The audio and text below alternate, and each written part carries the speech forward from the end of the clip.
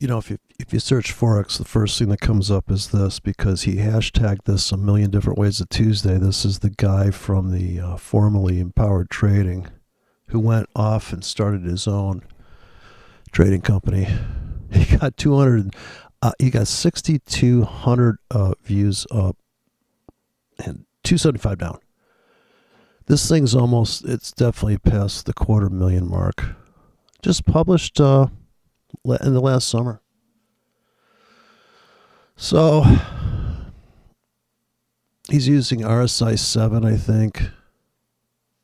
Something MACD on the top. Some kind of trendy confirmation thing on the bottom there. And he's got pretty looking candles. He's got blue up. I like blue down though. I think blue's down. Blue's bear, sleep, cold, hot up, red up. But some people think red down because it's bad. It's going down. If you're in stocks, I guess it's the red down, green up. It's pretty. So here is his analysis of the Australia versus Canadian dollar. 4-hour chart. He's going to tell you this is the only Forex video that you will ever in caps, need step back to 12 minutes. All right, good morning. I want to quickly show you how simple Forex trading can be because so many people overcomplicate it. I did speed him up. They think that you've got to have tons and tons of indicators. They think that the more you know about everything that's going on in the market, the better trader you are. And it's simply not true.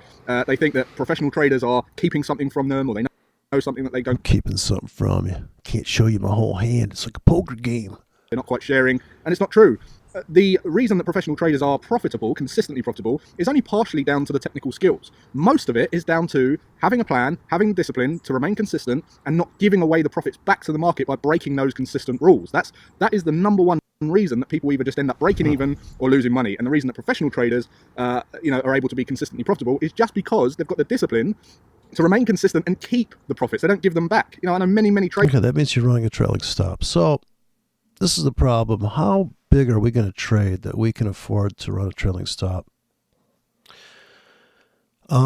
This is the biggest problem in trading that's never talked about is you just buy a 10K and you can see you bought a 10K and you can see you're in the seller's window. There's probably you're in a hot spot.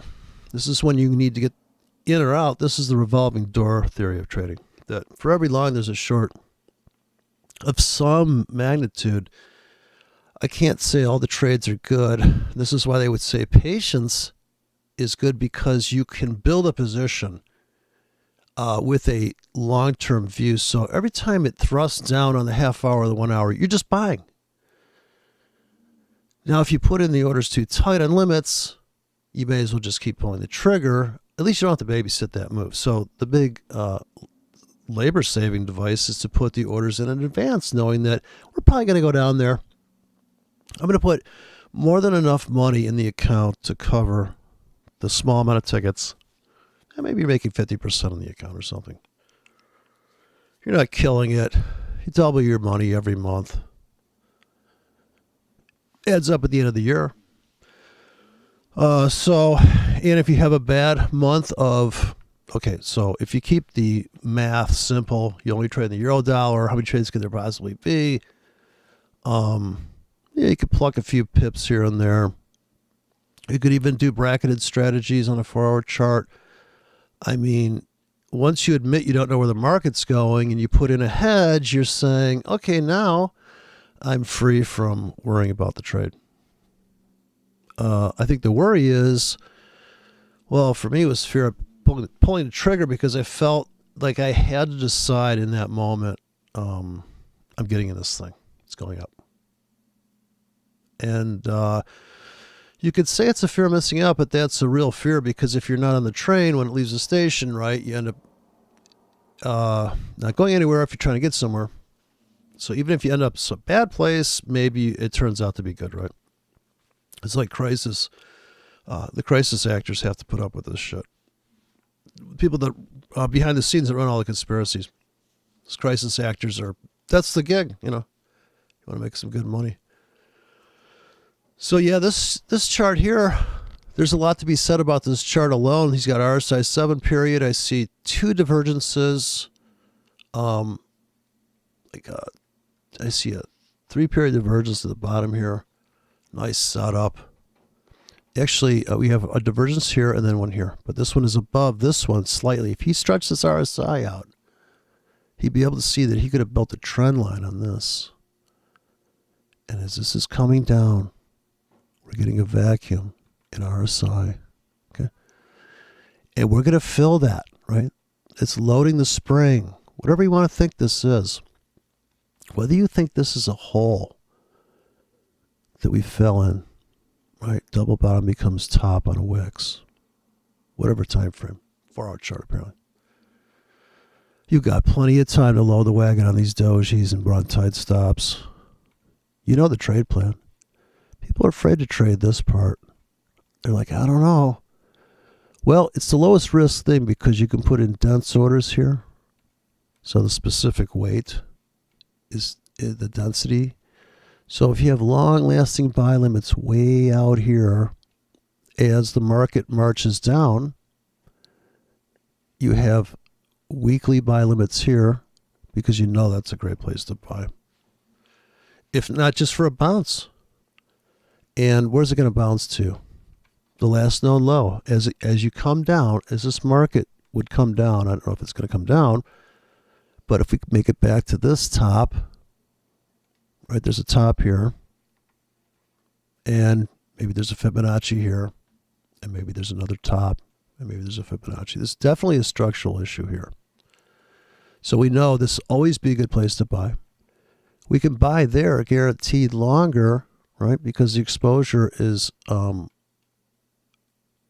even if you get filled here in the news, just because this lasts for a month doesn't mean it has to, it fills, right? So you're laying in grids that last a long time. Now this is like planting a field. It's a different style of trading than scalping because you're going to say, oh, that's the 4-hour chart, dude. We're just going to lay this fucking thing. It's obvious, right? And when the market comes and proves you right. If it doesn't, it doesn't cost you anything. If it overproves you right, if they overshoot the runway and the news comes out and this market just goes shearing down, which is totally possible, and it just goes like, you're like, holy fuck. And then maybe people are buying below here, and it's just going to be nasty. It's going to come to here. It's going to go there. Then it's going to come flying back to here. Now, you can make a million scenarios. What would be cool is if it could just extrapolate the north and south scenarios, hard north, hard south, and then give you an extrapolation of possible. You could do it yourself. You could just print it in black and white, sketch it out, and be like, okay, I understand. That's where I got to buy. Because you're always going to want this sell up here to scalp to here, the sell to here to scalp to here. If you're right here right now, well, we're at the top, right? Here we are. You know what? There's a big hole up here. We've already satisfied it. And now you got to think, am I going to go to the 1-hour chart and literally pull the trigger and build a position on the 1-hour chart based on a direction I think it's going? And if I'm wrong, okay, I'm out. Now, if you built a position here at the market or on limits trailing behind because you assume, well, we're going up here, we ran into some problems. As soon as we come back here, this is already written in stone, this move. So what's next? We're either going to take that out and scream through it and just scream. Yeah, vacuums exist because it starts cutting in all this fucking hole. I don't understand why this guy can't get it. The abyss is very critical. It keeps stacking up. And when it's trapped under this floor, this void is so intense. But bam, comes off it. More void adrift. So this is 1, 2, 3 in Elliott wave. We're expecting 4 now. People are going to get all chopped up and fucked up in here. But as soon as you bring your size up, you can trade all these little trades, right? So you know this is coming, or this is the 4-hour chart. As you're buying into this, you're like, holy shit. Now, if you did dump some here and let the rest just go, because you're like, oh, I get it. once you look at the weeklies, you'd be like, oh, of course. And all of a sudden, these two like double bottom on top voids. It's a double bottom on top, right? So it's really stacking up the VAC there, and we've already cleaned this, right? We're crushing in on this one, and here's where it goes psycho doji. There's 8 hours of doji there. There's a really gravestone-ish doji, and then a classic doji, and believe it or not, that is a signal onto its own. When you see a doji, you're going to put a very tight stop and try to trade directionally. You could have shorted it directionally, and you wouldn't lost a lot of pips, and you could have traded very heavily there. But that's completely different than the guy that's been loading up here, going, "Fuck you! I'm buying all this shit, all the way down. Fuck RSI." And there's divergence there, and when it breaks out, it pulls back to this. Right, this top becomes a bottom in RSI, so it's this transverse index. As it marches forward, there's going to be the bear story and the bull story, and you're going to get this meets that, right? That rate of change, or whatever have you.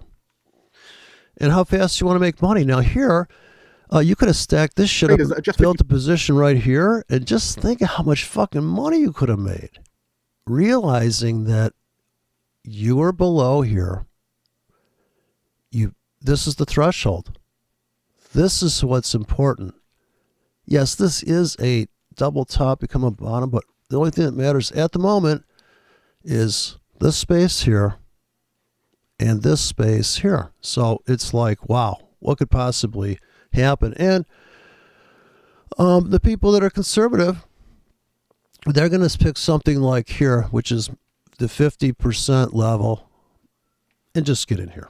Right now, I would say this from anywhere from here down is good for a week, whole week, and then all month, it's going to be all down here. But how often are you going to get filled on that trade, right? You're not going to blow the account up.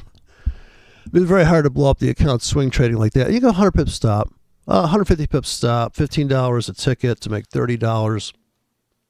You're going to write out the whole swing. You don't care. It's just like obvious, as opposed to standing in front of the platform and having market orders that are really fat and just be going boom, boom, boom, boom, boom. Okay, I just made the same amount of money you made sitting in some creeper gear trade that's a very small position. 8K, 5K, whatever. And just scalp a raise, maybe have it 12 pip stop. About as tight as you probably want to go, because you can't much survive a bad situation of volatility in these hot spots without having some kind of and a target that may be worse than your stop. Trying to make 15 pips with a 30 pip stop is a higher probability trade. So you're always going to want to do that. So this is the only video you'll ever need, according to this guy. % traders. They're right 5 times out of 10. And the reason that they're profitable is because they've got an edge. And the edge is that they stick with a plan where they know that they win more when they're right than they lose when they're wrong. And well, that's true. And you just got to do a hell of a lot of trading. They're right slightly more than they're wrong. And that is it. Now, what I'm going to share with you is a little trade that I just took on the Aussie CAD. Now, I have no idea if this is going to win or lose, but I'll tell you one thing. It's a good... Well, that's terrible. Well, that's not good.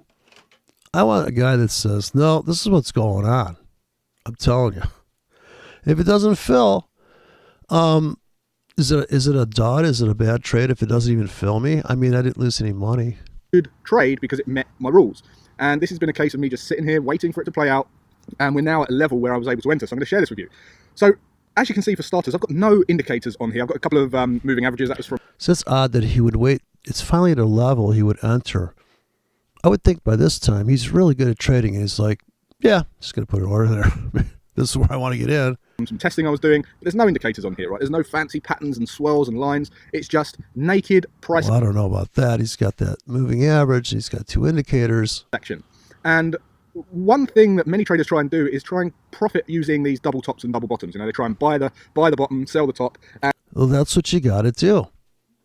This is how you make money. So this is how it works. You see this bottom here. You assume that that is a shoulder. And you're going to put a buy limits down here. Right? You assume this is a shoulder. You assume this is the head. And you're going to buy inverted head and shoulders. So I'm saying on the way down, people are looking for this to turn around and go up. They're going to say, well, this is a shoulder and this is a head. And, well, the other shoulder doesn't show up. We go crushing down. Now this is the head and this is the shoulder. But what if we assume this is the shoulder and so is this? And we prepare for the head by putting in mega banks of buy limits here. And we cash out as we come flying back. We actually overshoot this wick bottom. Instantly get out here. This is the scalp. You barely see it on this chart, but that is the scalp exit. And then you see it goes into this triangle congestion. But here's what gets very subtle. Two dojis. Our size kind of got it's the most oversold. And a little baby divergence. If you can see it down there, just barely. Little double bottom on closes. So yeah, you have to trade these head and shoulders. I don't think there's another way to make money. For me, I can't figure it out. Like, you just have to assume that it's going to go lower here and just buy it. Now, if you overloaded the wagon, I can understand you're going to ask yourself, as this is going down, why didn't I just sell it? But the moment you say, and this is the thing Mark Douglas said, which is not really true because it's you're kind of making it happen. It's like somebody who reads your palm or something. They're not really reading your palm. They're just giving you a template. But he would say, the market will reverse. You'll get out when you can't stand one more bit of pain. And typically people will get out as they keep pounding a currency and people aren't used to the speed of the market. So people like to buy on pullbacks in a trend. It's not pulling back very far. Right? This is the idealistic utopian trade. Everything's confirming. Easy, just pull the trigger every time the light switches on, say buy. But if you're going to leg into a trend and have a nice soft equity curve because you're not over trading, you're not under trading, you know the sweet spot of pulling the trigger as opposed to putting limits, even stops. When you come into Asia, what's the plan? If you bring all guns to bear on each currency pair, then you have to go, okay, I'm trading this now. I need wider stops. I'm trading this. I need tighter stops now. The Australian dollar, barely fucking moving. It's a creeper gear trade. You got to double up. You could double up on that thing and have more margin working for you on the Australian dollar. It's probably the edge of the market, and you're kind of paying this luxury. It's like a 4-stroke motor as opposed to a 2-stroke. It's stable, but they're just going to nickel and dime you to death. I don't know. I mean, when the news comes out, let's face it, the Australian dollar, if it's going to cave into a region, it's going to fill that thing. It's like gone. I mean, these markets are going to be unreal. People, this is maybe what people are bracing for is the volatility that's coming. Volatility cometh. It's going to be pretty brutal, I think. And once the Bitcoin goes to $1 million? And they end up taking every retest that they find. The problem is with that is there's going to be high probability double tops and double bottoms and low probability double tops and double bottoms. What I do is I just wait patiently for those high probability ones. And I'm going to show you a little trade that I took here using a double top entry at structure. So let's just take a look at why I was able to take this trade. So first of all, you can see that we're pushing up here, and we are pushing into this previous level of support, become resistance, and this also happens to be one of the psychological high major structure levels at 9,700. So we've got that 97 even handle number. Those of you who don't know that all of the market moves are created by psychological patterns, and we find that the same patterns are respected in multiple markets. So much of it is to do with psychology, and you're going to see that we're at that 9,700 even handle number. Now you can see that we started to decelerate here. You can with this big bullish momentum during the Aussie news yesterday, and as we push up, we get this nice high test. Aussie news. So there was news, and to me, it looks like they bid it all the way through the floor here. And there was a chance to get on the short trade. If you notice the breakout pullback confirmation, this is the pullback into the closing prices. It's like your only price pulse to do it. You know, you got to nail it. And this is probably a 20 EMA, I'm thinking. Looks like to me. It definitely made some money here for a little bit, but then the more dooming vac became the situation, right? We still got all this to go. But yeah, I like this getting in here on a limit, you know, here, and we can always pull these, or if we don't get these filled, we come in closer, so we always constantly adjusting to conditions. It's like a wild animal. I'm thinking if it comes back to here, yeah, let's buy some of that on a pullback. Okay, yeah. All right. I'm going to buy real heavy here. Then here, we're just going to go nuts. Here, we just buy like crazy for all week right here. Right, obviously. This candle wick. Now, this candle wick right here, what this indicates is the market opened, the bulls pushed all the way up. Let's just zoom in here a bit. You said the bulls? The bulls pushed all the way up. Okay, and then there was a rejection. They got slapped in the face, and we closed. Got slapped in the face. Now listen here, son. Much lower, in the lower third of the candle. Talk about my bulls like that. Look how it just dojied out. Like people are just like, boom, we're out. That was a hell of a ride. Look at the setup for that. The pressure build on this Stairway Classic. Here's the line chart version. Let's see, he's got, let's see, red down, blue up. Here's your only doji entry. So open to close, nothing's happened. Here's a nice doji. Serious place to get in. Here, maybe you get stopped out, but having a grid that's linear here in the background and watching it fill, you have to ask yourself, do I have enough dry powder left to also buy every big candle down? Big candle down, buy, big candle down. Is this way you can layer and build this position? Then you're going to dump the whole position maybe when you get to here, like a lot of people did. These drip down sell-offs are just pretty brutal if you are accumulating in this area on limits, because friends and family would tell you, why are you going against this amazing downtrend, right? But the bigger picture is the auction that's this kind of pace. Yeah, sure. If you sold here and you actually dumped every 4 hours and did a religious dumping, like, okay, I'm going to, even if you're counter trend trading this, don't forget, if you bought here, you dump here, you made money, right? You bought here, you dump. You buy down, you stopped out here, but you buy here, and you make a few pips, right? It's just barely, but then here it's just like, oh my God, it's not even coming back to life. But then here is the double bottom. We assume this is the shoulder in line chartville, so there's actually, the line chart thing, it's like this. You're not looking at that wick. And you're going to smooth out the data, get the noise out of there. That's really what the wick is. And then, so we go up, down, up, and then here's where people are like, holy shit. And it is a mini auction here, if you can see this, right? It came below here, and they trapped there, and this is the moment of truth. Are we going to cave in, or are we going to cave up? There's always, anytime we doji, it's like, okay, back to this game. How's it going to be? And then maybe there's going to be one last stop hunt into your big fat limits.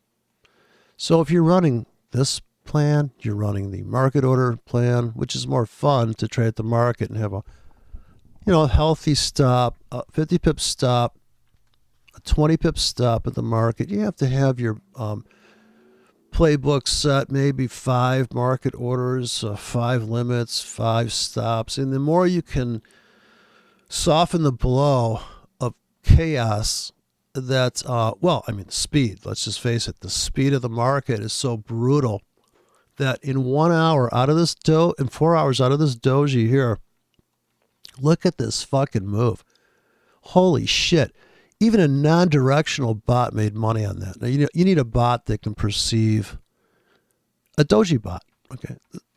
It's just obvious, right? But it only trades here, right? It only trades here. It's putting in buy stops, sell stops. It's getting in fat. It's getting in at the market fat. And it's building a position with some type of expansion where it's going to make 5 times its money, but it's only going to make 3 because it's going to lose a leg out of a market order load. So it's either going here or here, right? It's designed to do that trade. It's either going here or here out of a doji. It's either going here or here. And here, maybe it didn't make enough money because that's such a brutal move. I mean, but it made it faster, right? It's the same move, but it made it faster. Look at this setup drama here. This is just immense. I mean, when they come down here and they trap on these dojis, and I've done buy stops here, and I have no problem putting buy stops here in this vacuum, in this hole right here. When this market gets super quiet, it is time to run some type of trailing buy stop strategy. The market's telling you, okay, I'm calming down. This screaming down at the market, boom. Now somebody held through that and cashed out here at break even. But if they held through what they knew was building, the pressure's building, same here, bam, we trap below. This top is the bottom. It's your classic situation. Now what could possibly happen here? Well, it's going to get choppy. So we either want to start getting in shallow and deep. So we have shallow tickets that last maybe up to 4 hours, up to 8 hours to be on the safe side. Because you don't want these sitting out here all month because, no, it might be down here at the end of the month. And, of course, anything below here is going to be ripe for the pickings because we're going to assume this is a shoulder and then this will be a head. And we're going to do the same engulf pattern. Right, we scalp to the floor, pulls back, or dump, pulls back. Any kind of pullback you're getting on that fucking wagon because you can see that we're just beginning to go on this campaign the other way. Even here, you could have said, sell at the market, sell at the market. The 2 biggest candles on this whole thing. If you have a sell at the market key with a wide stop, how did that trade work out? Regardless to anything's come before. Or any regard to trend. We assume this is the shoulder, this is the head. Forget the trend because, yeah, you could say, well, you got this confirming, but you don't need confirmation. You don't. If you're at the store and the girl says, let's get in the car, you're like, let's get in the car. Yes. This doesn't sound like a problem at all. Let's leave right now. Let's go to your house. But closing price is a different story because that first wick is like, wow, punches up and then, wow, wah. And then got to go stop hunt these guys, right? So this is the head. This is the shoulder. We always assume every bottom is going to have another bottom. And here, we never get filled. So don't forget, where's the risk here? We put in orders that we never get filled. Okay, that was a lot of work for nothing. But if we run shallow orders that only last 1, 2, 3, 4, 6, 8, 12 hours, 1 day, 1 week, all month, we're set for same thing on the north side, monthly orders way the fuck up here, wherever that is. So this is the trade he's in. He's in it to win it here. don't think I've ever watched this video, but it comes up every time I do a Forex search and forget to filter. This is like... What that represents is some bear pressure at that level. So as we've... There you go. Bear pressure. But yeah, I think the bear pressure, I think they popped their balloon there. The bears have been deflated. Approach previous structure resistance and support, right? We run out of momentum, we slow down, we see that deceleration, we see that slap in the face, and then we start to... Slap in the face. Bitch, get out of here. I call that the bitch slap setup. Honey, come here, let me show you something. Yeah, I mean, that's the sound. That's what I'm going to put inside the platform is the, when you click that market order, it sounds like somebody gets smacked in the face. Form this ascending channel at this level. Now, if you notice down here, I've got something called the relative strength index, and what that is... Relative strength index. It's a measurement of when the market is in overbought or oversold conditions. It's the speed of the transactions taking place. So if you imagine when Justin Bieber goes and launches his concert tickets, right? In the first minute or 2 minutes, there's a fast transaction taking place. There's lots and lots of tickets being sold very, very fast. And then as the worst seats become available, the ticket sales start to slow down and they become overbought. So that's exactly what this is. It's an overbought condition. And conventionally, the RSI is considered overbought at 70. Now, I have mine set at 80 because I want it as an extreme filter. Again, I'm being patient. I'm waiting for rules to be met. So I have it set at 80. And you can see we went right up to 96 yesterday, overbought at that level. So what that indicates as well is that we're likely to see some a relief here, a pullback. The market's running out of steam, so we might see a rollover. So think about what we've got lining up so far. We've hit major structure. We've hit an even handle number, right? We've got... what we got so far here. RSI gone massively overbought. Wait a minute, I'm writing this down. Hold on. And the next thing I can do is bring on some ratio tools. Lots of you are familiar with... Oh no, it's going to break us. Oh. Ratio tools. If you want extra confirmation, we just go from this swing high to swing low here. You're going to see... That's right, it is a ratio. 618, right at that level as well. Now, 618 ratio is the golden mean. If anyone remembers golden mean. Doing that at school, the 618 ratio is everywhere in nature. It's respected everywhere. Plant. Except on my chart. Seashells. Seashells by the seashore. Petals, your arm, the length of your arm. The length of your arm. The length of your nose, everything. What about the breast to hip ratio? Right, so it's also respected in the markets. So I can say, go to the bar and try that. I don't trade straight off of fibs because I think that's crazy. There's confluence here, right? Because it's all lining up. The stars are aligning. So what I'm looking for is quality trades. I'm looking for high quality. Quality. I like this entry right here at this top. I like all his fibs, actually. I think these all got pretty good. Just put tickets in there, man. Let's go. Let's see it. Trading opportunities. So with all this in mind, what I'm looking for, I've already identified that this is a really, really nice level. So what I need is an entry technique. Now, what I'm going to do is I'm dropping entry techniques down the time frame. So I'm going to go down to the 60 and look for a double top at this level. So let's go down to the 60, and you can... Oh, he is looking for a double top. See that we had this really, really nice double top here. Wow, okay, now look at this 60-minute chart. Wow, now that was you had to get on, you had to really get on that, didn't you? Check that entry. Now, Robot, if a doji bot could get in here non-directionally, as you drift up and it gets in here, it's the only trades it takes. It takes this trade and this trade and here and here. Now it's going to get a little chopped up, but here it cleaned up. So here is where you could have chased it and just said, oh my God, run tight stops. You could even have sold it and just gotten very small losses. Your stops are running like this during these dojis. Or you got buy stops here and you never fill in the south side, so you're not getting hurt. You've got very tight sell stops, very tight buy stops. You go with the flow. Now this is literally a turtle trader's dream. And then whoosh. A lot of people cashing out here and possibly going the other way, taking something off the table. Here more sellers come in, maybe more sellers. We would assume this is the head, or we've assumed this is the shoulder and this is the head, and we've been selling this whole time into this thing. I'm thinking it could go higher, so let's have some dry powder for this and sell it higher. Okay, let's just clone this. And you can see right there, we got this double top. Now looking at the 60, see Cloned it. how high the Is that RSI legal? went up? We went up to about 96. And then what we did on the retest, now this is a valid double top because we didn't break It's a valid double top, people.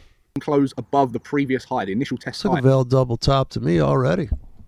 If we had, then I'd be a completely different trading situation. I'd be looking for continuation to the upside. But because we held and we didn't break and close above the initial test high, there's a higher probability that we're going to roll over. So what I look for is RSI gone overbought. I'm looking for that second test. I'm looking for a valid second test so that we don't break and close. So it's a valid double. It's got divergence right there. So right here, we have divergence on. He's got 7 period.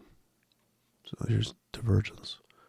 And sometimes that's setting up for a positive reversal. So if it gets more oversold and it never goes below here, then there may be one last gasp left and it's going to keep climbing, or it is rolling over. And it's just going to cave into this giant hole. It's coming to a head, that's for sure. Top. And then as long as we put in an equal test of that high, I'm looking for some bearish divergence on the RSI. And you can see, look, what I mean by that is the RSI is pushing down. It's already diverged. Now we've got that bearish divergence, but equal tests. So price is putting in equal tests, RSI is putting in bearish divergence. So what I want to do is get involved. Let's go. Sell it. Immediately in this, right? I want to enter next bar market, and that's exactly what I did. I got involved at 96.98. Now let's show you where my targets are for this. So I'm looking at an ATR above that double top. So let's just bring on our short position indicator here. Got short at 90.98. Right, now where my stop loss was an ATR above this high. So we was up at 97.20, just above that 97.20 level, and my targets are down at a retest of this inside structure level, and I'm just above that 96.60 level at 96.61, and you can see it's only an in-out trade. Okay, it's only an in-out trade. I don't. If I'm in a trend, it's like in and out burger. So yeah, that's this is a valid resistance. He sold it. Yeah, look at divergence on our side, and it's gonna be a choppy ride down there. I can't imagine it's gonna go in one cutting motion. My profits are slightly different, but on a structure-based trade like this, a little counter move, all I'm looking to do is just get in and get out. I want to get my profit on that high probability move. I don't want to be greedy. I don't want to hold it forever. I want the profit. And then I want to wait for the next one. I want to get the profit, and I want to wait for the next one and get the profit. See, now that is a way to trade, and sounds addictive. I do more coke so I can get more done, so I can buy more coke. So, yeah, I guess sure. Right, take chunks, scalp it. But sometimes you're going to want to load up on this thing and say, holy shit, what's about to cometh? I think there are times, if you build a position, I say it's not easy because if you're not scalping around this thing as you're building all this crap that going sideways and you're like, wow, oh my God. And it can get on your nerves, but it's kind of because any kind of move like this where it's drifting, on a 4-hour chart, I think here, this is 1-hour chart. It's pretty painful. Now, if you look at the 4-hour chart, it makes sense because these are the two dojis, right? On the 4-hour, the 8-hour. It's 8 hours of doji here. So it's literally this big trap in this. So you can see the auction pretty clearly here. As soon as they bit below the lonely wick, right, that's the double vac bottom, comes underneath, it's trapped, and then just can't get anybody to fucking push it through the floor. Everybody's like, holy shit. And don't forget, there are algos running protection stops here that are all stops are going to get triggered and take it out like a fucking zipper. Look at the anticipation of breaking this level. And we don't really get there, but when we hit it, it's like, holy shit. Bam, bam, bam. Yeah, it has to get this done. This slope needs to be cleaned out immediately. So like you said, Justin Bieber concert, there's only a few seats left. The whole stadium.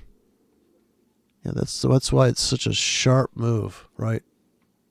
Like, look at this sharp down, sharp up, and then quiet. And then as we take out this wedge, take it out. You take this whole wedge out. Bam. Just blow it out. these wedges get blowed out. Think about it, people. There's this giant cup. This is the cup and handle theory. People are going to buy here confirmation at the handle or something. But buy the saucer, buy the cup. All this shit, you could build this whole thing. Dude, you just made 10 times your money. You could actually pad the account and it would have to really get in sync. This is the 1 hour chart. So the 4 hour chart, you're not going to lose your mind. The 1 hour chart, you might lose your mind. I'm just saying, be careful.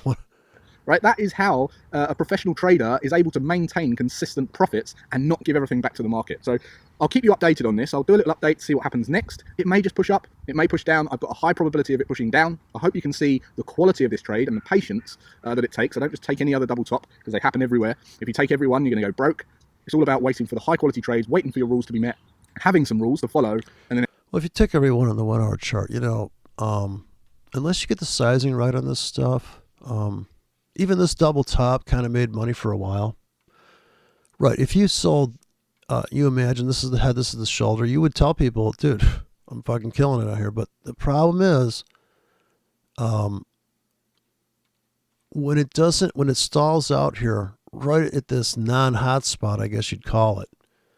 Right, the hot spot is piling up. It's this. So we clear out this wedge immediately, and that's why it's kind of choppy, because it's like, okay, now it's got to come after this very tall, that's a very quick area there, but then we have this shelf, and that's why we see it throttle through hard right there. The doji got a breakout confirmation and just rifle through 3 bars hard into this wedge. Just cap it off there. Now it's all sideways fill, right? We're either going to go up or down, some kind of version, I suppose. You have to imagine a little bit. Executing when your plan says you can. So we'll see how this goes, and I'll catch you in a bit. Well, I'll just update on this trade. Okay, you can see we actually pushed. We held. Okay, so here you can see the scalpers had their fun.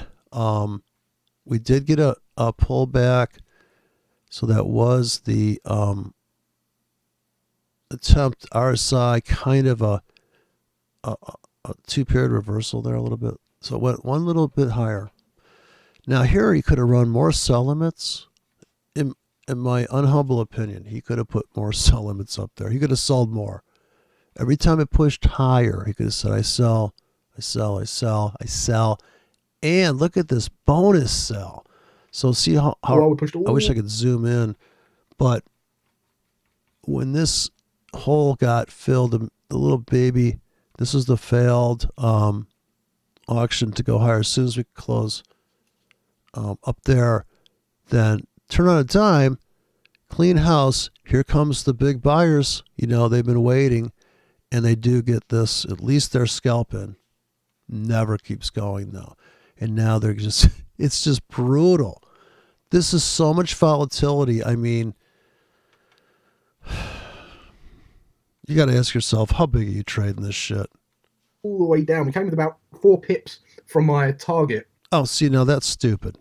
So another reason is his target is kind of greedy because it's these wick tops, So as you come back into this, well, it's the hole left behind here. So you should have known that you got to start cashing out from here down to here, because now you're in the buyer's window, right? You're in the other stop hunt, the bulls that are getting stop hunted. You want their stops if you're a bull. Right, so you have to see how that is. If you did sell here, the scalp would be anywhere from here down all the way to here, right? If you're going to ride it all the way down, and maybe it's going to be some brutal foreverville. I mean, how long do you want to hold on to these trades too? There was great trade here for the either trade really. It's a sideways market for what every hour is a zigzag on this thing. My target was sitting down around 4 pips lower than where price action. See, when you're that stingy, I don't know. But see, he could just get out now, right? Then we pushed all the way back up to break even, and then we pushed all the way back down, and this thing's been playing with us all day. But what the good news is we haven't playing with us. Violated that previous structure of resistance level yet. So isn't that the problem? So this is not everything you need to trade. You need to say to yourself, should I got the fuck out of that thing and taken the obvious exit where I knew there was this low and this would be the first stop hunt on the 4 hour. And we've got this big hole we could still fill. So we knew there'd be a reaction there, and we could have sold higher. We could have put 3 tickets up there, 4 tickets, and just kept banging on that and sell. We sell here, we sell here, we sell here. We're building a sell position, and maybe we got out here, but you see, there's one currency is plenty for anybody. I think if you're going to buy and sell, because there's so much, right? There's so much. Like, look at this entry. You got this top become a bottom here in the 1 hour. Moving average is full of shit on that trade. It's all about, right, trapped under here. Once again, huge sell off. They actually trapped these people. So this giant hole, you're buying this on limits, right? You can see it coming just like this. This hole, right? You can see it coming. And if you don't cash out on something here or cash out on something here on this trap, right, you're fucked. You'd also have to see that this bottom is this top. And this actually never makes it back to this, but it does kind of make it back to this monster floor, right? And this is the triple top under this floor. So it's building a building in a bizarre way. And we've got some news coming out on the New Zealand dollar. Typically, when there's some news out in the Asia session, we see a bit of volatility because it's pretty dead, the Asia session. And when there's like news releases, like a rate statement of some sort or a bank rate. You say rape statement? I must have bad graphics on this. This looks like shit. 360. What the fuck, man? I am so sorry. God, my Windows is just... Now I can see the fucking chart. We see some movement. So I'm going to keep an eye on this for the next couple of minutes and see what happens. Because if we push down, we're going to get taken out of this trade and it's going to be a nice... I can see the dojis now. Wow, I thought I was losing my mind there for a second. This fucking YouTube's trying to help me because I'm all zoomed in. Oh, would you like us to... No, I want to be at 1080 zoomed in. I want chunky, good color. Very, very profitable trade overall. So let's just see what happens. All right, the market's going a bit crazy there. There you go. So he's almost at his fill. He's 2 pips away. At the moment, you can see we're pushing down, and looks like we might... So I'm thinking like this. I want my buy limits right at this doji pack. I want a dense pack of scalps in here. I want there's a big hot spot down here. And then below here, I want this big fat order bank right now. Put it in right now. Hurry up, put it in. Taken out here. So we're just going to keep our eye on this and see if market can push down and close out our order. So let's just watch this. So let's just see if we get taken. Order filled. There we go. Just been taken out on the order there. Very profitable trade. Good job. That's all you need to know about trading. Now, that is true. That is the structure exit. But there was some scalping going on here. While he was, the market was playing with him. Look at this hyper doji here just at the end, just before that sell-off. Right into the floor. So here is your bottom become a top. I break out, come back confirmation, then bam. Clean down. Very clean. Closed prices only, though. Wicks not included. And see the body of this doji is where this wicked into. So this is the pivot. That's what a doji is, a pivot. And in here, once again, and we expect all these pivots be revisited in some way. Here also, the trick is to get your grid in kind of asymmetrical. I mean, based on what the market's telling you it needs. So it needs orders here and it needs orders here. It's kind of like, when they buy up the good neighborhood, there's only the ghetto left. So depending on how you really got to hunt for the silver lining, or the diamond in the rough trade. Hopefully you got some value from that. Hopefully you can see the process in that and Like if you punch that thing down. Discipline that it takes to stick with the trade, because we're, as we say, we pushed all the way down, we pushed all the way back up, 4 pips So away coming into my buy limits now. from the target. Most people, My fantasy buy limits. traders would have taken the profits off. We then pushed right back up to break even, and then we rolled over. Just thought I'd wait up for that Roll over, Beethoven. news just so I could manage that if I needed to. We're out of the trade. Well, that's pretty good. Okay, so, say what you will. Here we're going to go back to my charts, which I have nothing on here but the prices. So here's the famed Guppy trade. Now, this is the one that, unless you were prepared to buy into this, and you almost made 100 pips here into this very deep psycho price,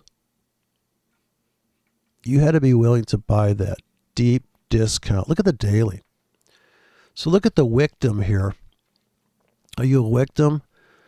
Now, people would say, is there a way to trade that? What do you do on the 4-hour chart? Because if you started buying here with this lonely wick, unless you scalp something into that round number, and even at that, you had to take 50 pips of punishment, right? Right here. So another window is going to be here.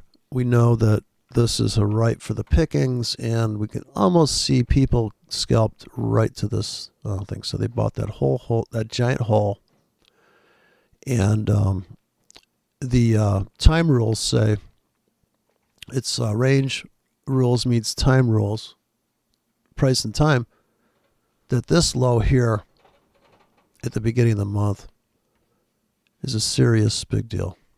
Right, that is like the biggest deal price on this market is right here. February. And we just keep pounding that area. So the scalpers,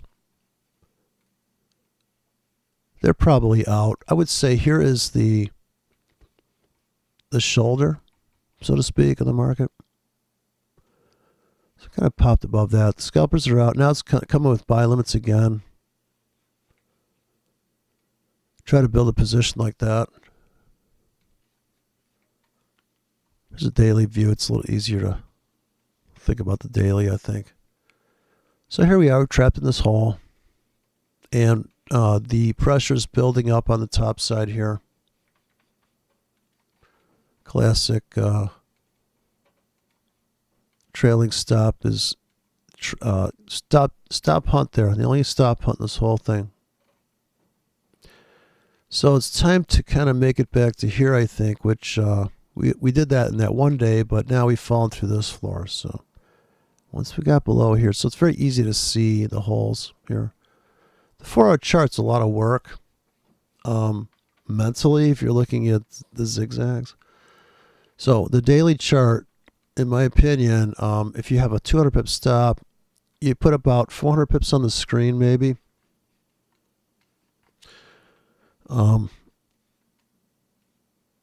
So here's like 400 pips. So we're in the middle. I'd say about 600 pips here. You don't, I think, here, 300 pips. We're right in the middle of that. We could see it falling into this hole. It's attempted to. So this picture kind of leads you to think about the lack of volatility on the top of this thing and the wedge that's forming. So we're looking to take this wedge out. Possibly. this is more of a pending vacuum. We need to make it above here, though. So the scalp is to the bottom, and then that might be enough. 100 pips is not bad. Or we're going to keep tumbling down, down, down. So I'm either going to buy for the next month. I'm buying here. I'll just interweave a bunch of orders in there and walk away from it, right? You're going to need to run the 50 and 100 pip stops to make 50 and 100, 200 pip stop, 200 pip take profit. Or risk 30 to make 40, 35 to make 45. Every kind of bizarre, and then just take that group of tickets, stack them up on a round number or any number, and wait till the drama, wait for the fireworks to start. I mean, worst case scenario is that you put them too far away, you never get filled. You did all that work for nothing. At least if they fill them, you can see what happens, and then maybe discover the stop was too tight. Or the order lasted too long. It was too close to the market, and it wasn't good, right? So I think you got to consider that situation. And each market, like I said, this guppy, you'd have to be like, okay, this is going to be wow. And while you're building a position, you should be able to make some kind of money, right? I don't want to be focused on this ultimate setup, and it turns out that it's just got to go down one more pip and fail. So when it's dipping into this window, this moment of truth window, it's like, okay, but yeah. And look at this walk down. Now, this could just keep on tumbling down. There's nothing preventing it from just keep tumbling down. Because this is the abyss, and it is very looming. All the way down. And my people might say, well, Brexit, whatever. I mean, the next support on closing prices isn't until like this round number down here. So you could easily just keep dripping down, or we could just take it out very quickly. But usually it's drip and then smash into that hole. But we haven't stepped into it. We did take out the low of yesterday, which is very unique. So it is a double bottom. Confirmed double bottom here in the most crudest terms. And it was the auction. That is the head for the moment. So Sunday, I would come in here and put in shallow buy limits if I'm not in this currency. So if you're not in the trade, maybe all you can do is think about, well, let me just get in like here. I'll put orders in these windows. If I don't get filled, fuck them. Maybe it will drip down there later, or just walk away, go to another currency. Of course, a lot of these, if you're trading multiple currencies, maybe you decide, okay, I'll never be, and this would take discipline. I'm only going to trade one currency at a time. But see, if they both look good, this is where you end up, so easy to get that one girlfriend, so you got 5 now. And the CAD's a different kind of thing, I mean, the dollar CAD is literally an exchange. The thing goes up, it goes down. I mean, it's the choppiest fucking mess, although it does cause the flags, and it does cause it to actually move in a trend on the longer time frames. But it's kind of brutal because the vacuums form, and boy, when it fills, look out! It's just it's the country's too close to the other country, so it's like a big flip switch. And their news comes out when our news comes out, so it could be pretty brutal. I think it's the most brutal currency pair, actually. It's USD CAD, because people say they don't like to trade it. Yeah, because it's literally like an exchange. It isn't like, it's not like trending too good. Last time I looked, it could be trending. I mean, it goes through these phases of just gushing into a zone. And it's so dramatic. I mean, it's probably the most dramatic pair I could think of, other than maybe the British pound. Just the way it goes.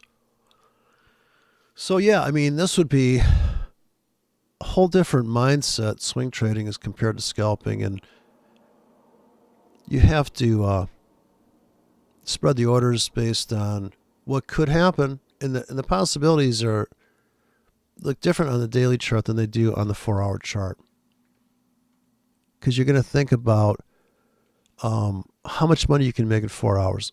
That's what I'm thinking. When I go to a 4-hour chart, I'm like, God, I can make, like, in 8 hours, I can make like 50 pips. Look at this fucking thing. Like, you mean to tell me if I bought here on limits based on these wicks, and I'm going to cash out and make 50, that I don't have to be there for that trade? No, you didn't. Even when the market was down here, you could have put sell limits at the 50 to make 50 with a 50 pip stop. And you could have trailing sell limits that are selling you're constantly in a sell limit mode and a buy limit mode, right? So if you're able to do both, you're a great limit trader. Right now you got buy limits starting here, you got sell limits starting here. Plop them down, walk away. So you're going to get picked up on stuff that you would never be able to pull the trigger on because you're sleeping. And the 4-hour chart's a whole different kind of thing. For me, I can see, I want to trade this fucking structure on the 4-hour because it doesn't exist on the daily. The daily is for somebody that wants to get in the trade. Maybe every 8 days there's an amazing, mind-blowing trade. Every 3 days on some currency pair. I'm sure if you put up pure daily charts, and here I'm kind of popping around a week loose and everything, but if you were a disciplined trader and you had daily charts set up and you don't touch that time frame, you don't touch that thing, it's a computer dedicated to only that shit. You do not, that's trading only. It's not surfing. It's not, you go there, it's just business. It's boring. Now, if you want to chat about trading and stuff, and maybe you trade the demo and you goof around, but when it comes down to placing orders that make sense, see, this is where the circus of trading at the market, it's fun, but holy shit, at some point you're just going to say, all right, let's just throw some orders down on this goddamn CAD because you know what's going to happen. I know. See the pattern a million fucking times. And there is something to do. Maybe at the end of the day in Asia, you enter the market. This is what I think that's the only reason why that guy is probably making money, supposedly, the no-nonsense Forex guy, is he gets in the market at the end of the day. Sure, when the market's in a doji. So that's his secret, is he's waiting for the market to calm down so they don't stop him out. That's all I can figure, because he's saying, just get it at the end of the day. He's on a daily chart. He's waiting for these super filterized setups. But I still think there is the wedge that gets blown out, right? When they rip this wedge off, just take that out, like boom, just clear out all these stops. Bye-bye. See ya. So that's the stop hunt. What people consider a stop hunt, but it's just nothing more than, this one never got hunted, see? So your trailing limits here were never in danger of filling. Your buy limits, though, were in danger of filling, and you kind of got it crushed here, and you're only able to make 10 pips. Only able to make a few pips. Here, it's the only time you make any of that money back. But let's hope that you had limits based on these wicks, where, see, it's more compressed down here, like Fibonacci. Right, it's very tight, and then it's expanded. So you want to buy this heel, this area here, and then, wow, it satisfies that. And this is the engulf, where it's totally overbid into this new trailing trap, right? They didn't get this guy's stop, but they got this guy's stop. This one couldn't quite hit it. And these didn't even get near him. Here's another hole left behind. Here's the first fill coming back. You got to think that if you're long on this stuff, that you're happy to make it to this bottom for sure eventually. But even to make it to here and start to just cut into that, and it just runs out of sellers, and then get this. So I'd run buy limits here, sell limits above that, and I'm waiting to pull the trigger every 4 hours it's down, or it starts to get to this premium price, or there's a premium price down here, another 50 pips.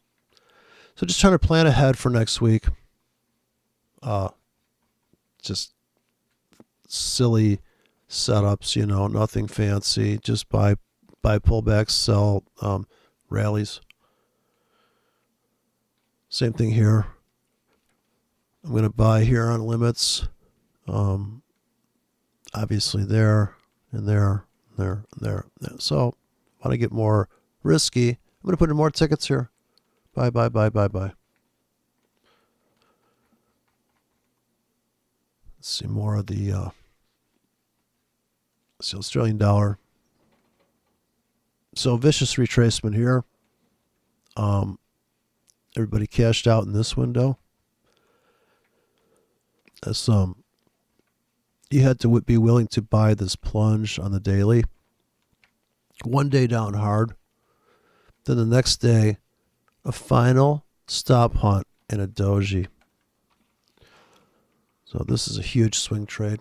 Everybody cashed out, I think, into this bottom. Everybody's out. Your chance to get on the train was here. The only narrow range to get on the trend. Non-directional traders won. Cleaned up here. So that's the night. That's the 18th night. By the 19th here, 22nd. Right here, we're just screaming down. And it reverses because of this final deep discount. Everything below here. And take out the low of last month. Just punished right to the very edge. So that's the auction factor. And then, of course, people scalp here. Now, I'm putting the same story. Buy limits here. First sell limit's got to come in there based on that. And on this top, the stop hunt's going to go. They're going to hunt this guy's stop. So I guess you could say they stop hunted the guy from yesterday, and even the non-directional traders made money on yesterday's entry. Buy stops, because you have a small bar, you have buy stops here, sell stops there.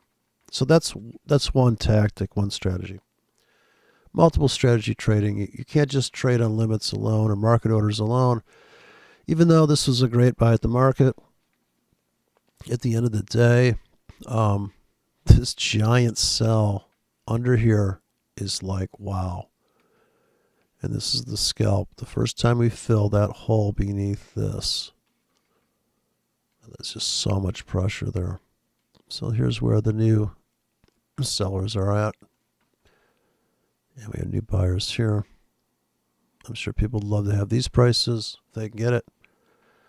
And that's where I'd probably conservatively have buy limits down here that maybe don't fill. So if you're overloading and you're overfilling and you have your orders in too tight because you're thinking, oh yeah, this is great. Because if you don't size this just right and you don't have some scalps built in when we come to here, assuming this is what happens, come to here that you're not going to be able to cash out and really, I like how the chart just updated. What else? We got the CAD. Severe volatility here out of this. So here was the trap. I marked this thing off.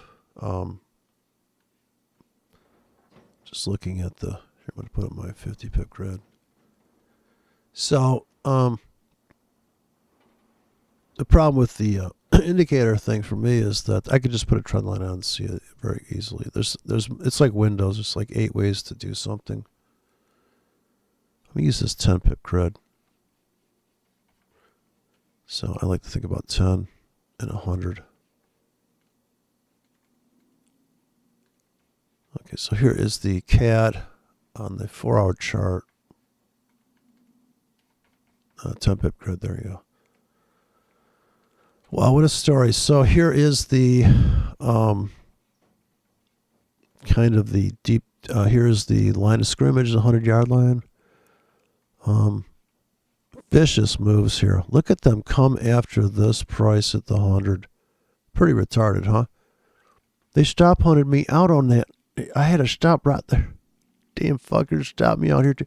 So right here, that we're going to assume this is the shoulder. Just like up here, we would probably be short on something here, right? Because we assume that this was a shoulder and that this is a shoulder. This is the head. And maybe this is the shoulder, or this is the shoulder. Or we did the old trailing sell stop, Goober entry. Oh, look at that. We're short just by default, and then we start doing the same trade plan, and we pick up more sells. So if we're going to do Goober entry, sell stops, confirmation the whole time. We don't, the first fill, if we do a cancel replace and start fattening that ticket up, by here it's huge, right? We scalp that first move out. Trailing buy stops trapped a little bit. Trailing stop, but here's where, are you trading too big?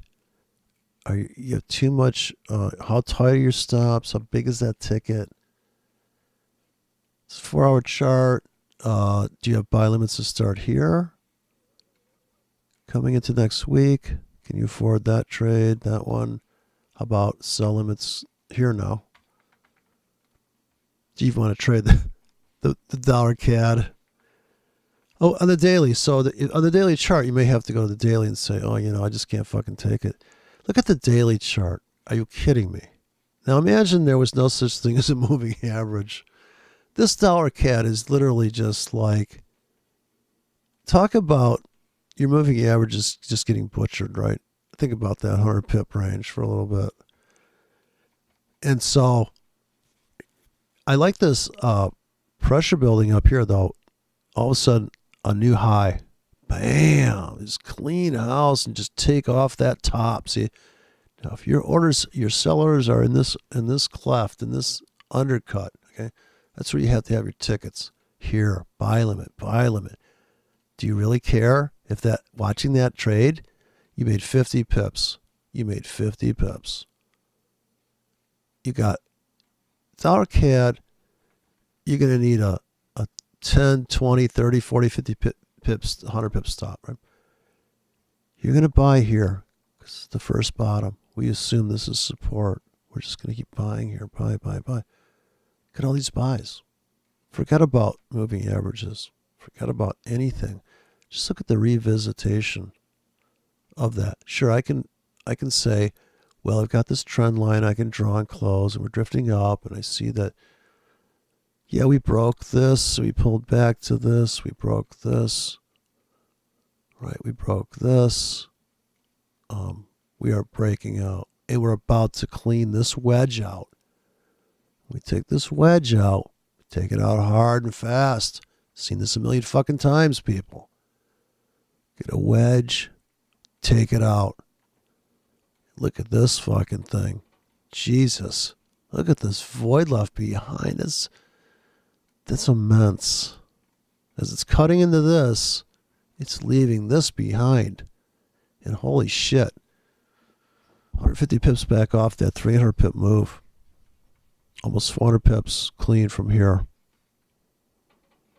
Now it's about buy limits. You could have 40 standard lots spread all in here, all dense just on this one currency pair. So this is my strategy. The longer in the future, the longer those last. Trying to get a rate of change as people would look on the chart for what's possible pip-wise per month. You start off the beginning of the month and you end up at the same price at the end of the month. What the fuck was that? Well, bid it up, drift down. Up and down. Not even a drift down. Look at that clean fucking move. Who's prepared for the velocity of this move? So if you have your heart set on getting out here at this doji, that's your target, you're gonna hang in there through all this, and you'd be like, holy shit. Now that's like 20 hours of hell if you're wishing it would just do one of these moves or one of these moves. 8 hours, boom. This is not easy money. This is faster than you'd even believe. And there's somebody buying here. They're taking that off your hands for you. It never gets filled here until look at how critical this window is. We did fill it, but we still left a little bit on the table behind. We never nipped into that. Look at this battle zone. The pressure's building up here. Trapped in a 100 pip range. We go for 150 pip true range for the month to a smaller. We do cut out. We don't go through the whole month like that. And the longer it goes sideways, the worse the move is. The longer sideways, the quieter the market, the more ugly, brutal the move. So accumulation under the floor here. I'm sure on the 1 hour chart, we got a perfect trap under the floor here. Goes down, gets trapped. Sellers are supposed to come in at the floor. They don't. Uh-oh. Holy shit, come after this 96-hour top here. We never get to this until we cut that, and then it's brutal. It's brutal because I bet that goes back very deeply. So this chunk here, the market has a memory that goes way back, and wow, look at that. So yeah, the dollar is crushing Canada. You can make the argument that this thing's just churning north. You could also make the argument this is a shoulder now, and it's doomed. All arguments per time frame make sense. And the weekly, so if you're looking at this 100 pip grid on the weekly, you have a completely different conception of how much money you could make in one day. Because you really can't even tell what day of the week this wick was crushed. But you do know when they took out this thing, we're almost back to that level. Right, that is the floor. Over here, this double bottom day is the bottom of that week. So time frame shifting is disorientating. We can't even think about this wick here, but that is a monster wick. That's the end of the year manipulation. People, men are trading that with a widespread. I mean, it's illiquid as hell there. Looks like a bad price. Definitely screw up your anything that's based on highs and lows. The closing price, we don't have that problem. We can see head and shoulders very clearly here. We'll assume this is the head, the shoulder, and running buy limits trailing here. Dollar CAD on the 4 hour. I can see trade plans here easily. I want to be selling above here, selling above that, buying here on the 4 hour. So I can see here is a great place to really load up. I'm just looking for the deepest holes. Here's another one. I'm going to buy this 100 pip window here. This thing's a pretty substantial, violent moving currency. Look at all these pips. These 100 pip swings of madness on the daily. Almost tradable if you do a channel on close. It's not a channel, it's a wedge kind of thing I'm seeing here. I can see the connected bottoms here perfectly. This becomes a top and roll over it. But here's the wedge I'm seeing. And then it's about coming after this guy. Gonna go stop him out. Smash in.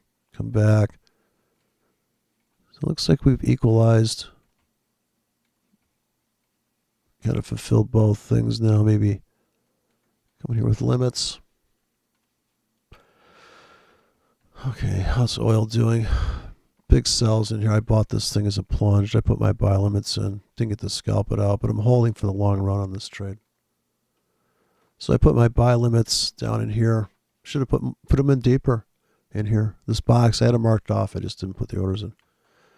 So that's another reason why you probably won't make as much money even on a demo, because especially in a demo, because are you really gonna put in a order that doesn't make any money here to prove a point, right? I could put the order in now, I guess. Actually, now I want to put an order in here, right? So if I was going to dedicate, I can't, the market's closed, but if I want to dedicate a campaign to buying here, right? And I'll buy all there next month, I'm probably not alone. So look at the weekly. So targets were slammed into on the crude oil market. This bottom here, nearly to the cent here, but definitely there's buyers here, and I'm sure here. So I could buy on limits on that pullback, and on the monthly, it still looks bullish. Still cutting up a little bit. But nice fast down move here.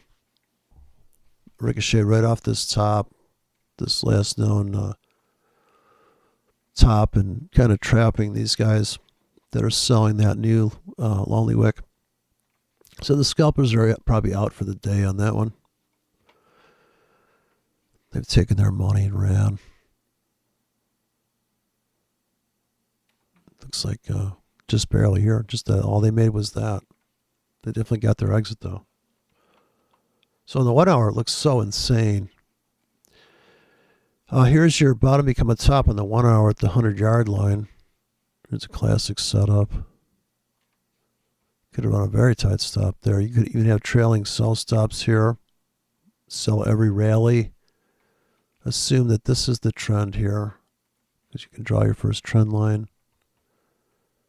A perfect setup. I mean, you have a swing low.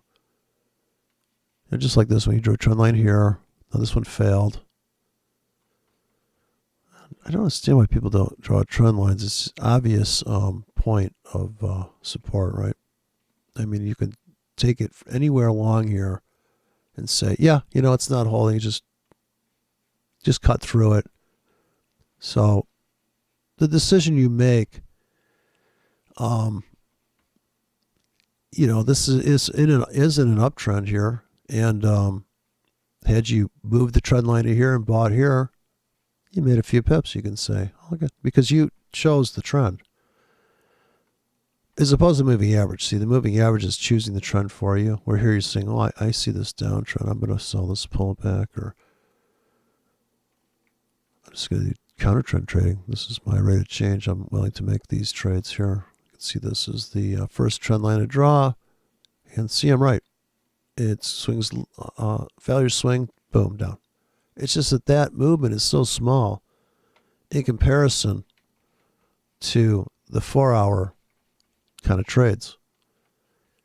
The 4 hour version of that is a very long story,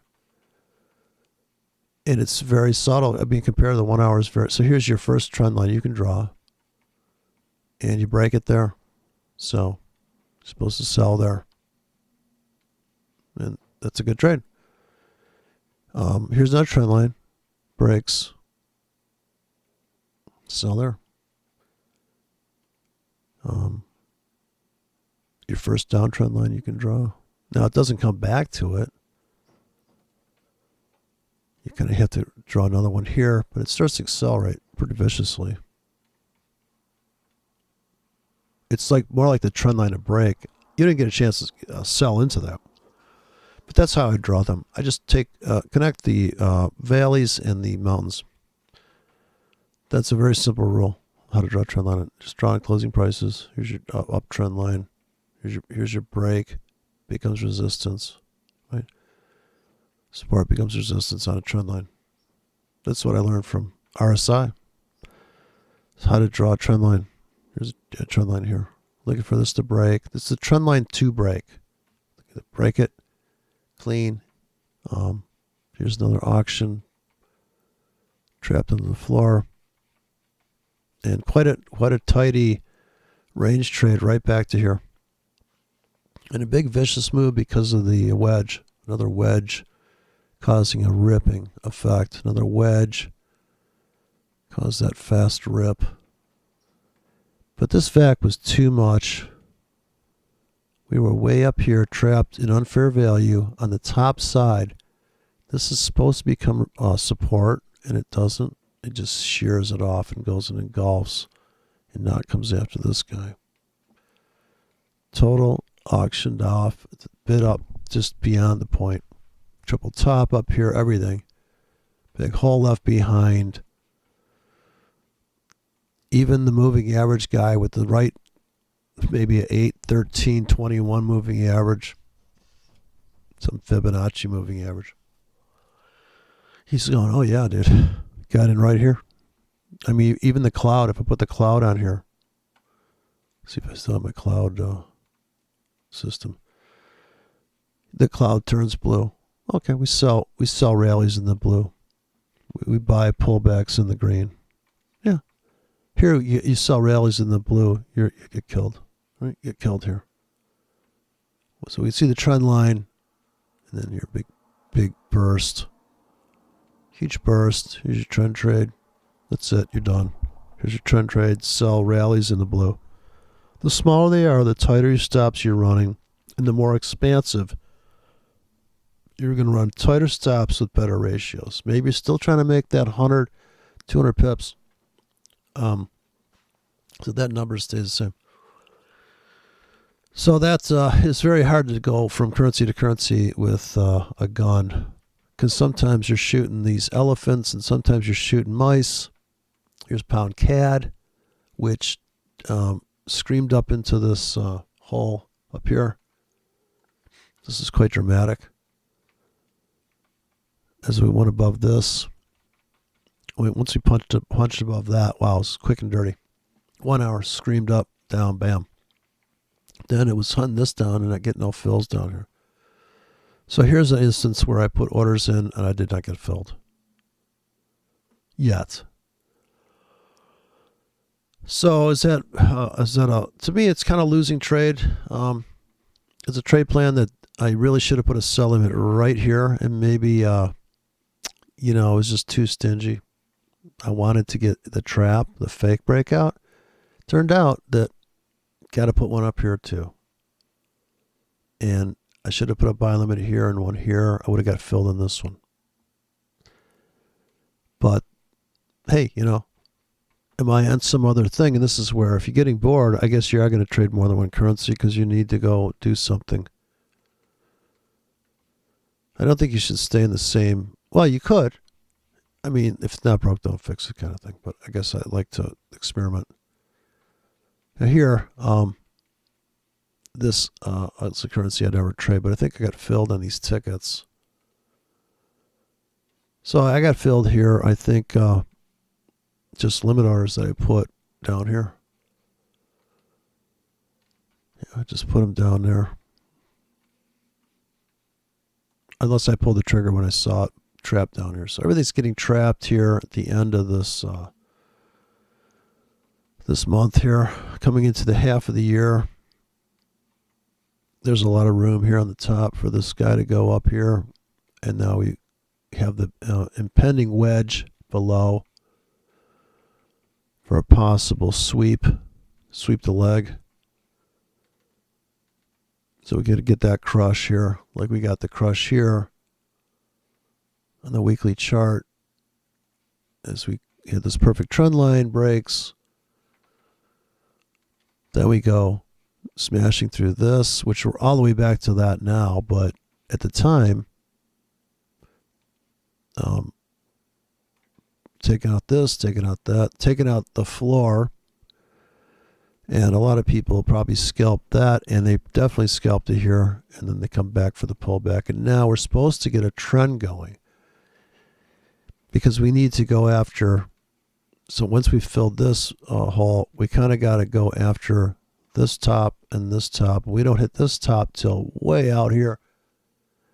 So the pace of the market gets to be such a pace that if you are using indicators, they're just not tuned for that.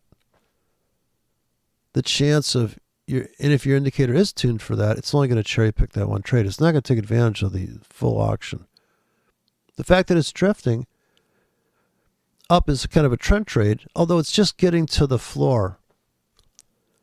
This floor, it's trying to crawl back to this bottom. And it is a good trade from a kind of a sloppy double top becomes a bottom. Top becomes a bottom. It's kind of a messy move, as they say. It's not a perfect setup. So I'm not really a big fan of trading this currency. I just can't. It's not scalpable. Sometimes the market's not even open. It's not something you can just pull the trigger and go, oh, I like that. Yeah, I'll take some of that. Yeah, let's just get in here. There's another currency I would not bother trading. Does this look like it's going anywhere to you? Another brutal. I mean, this thing can go places. Like, I'm just not a fan of this drip down shit. Look at this thing fall in the hole. It takes you how long to make money on it? Look at it, even revisits that. And then, wow, look at this thing clean out this wedge. Bam. Now it's just now it looks like it could keep melting into this hole here. It's going to be a meltdown.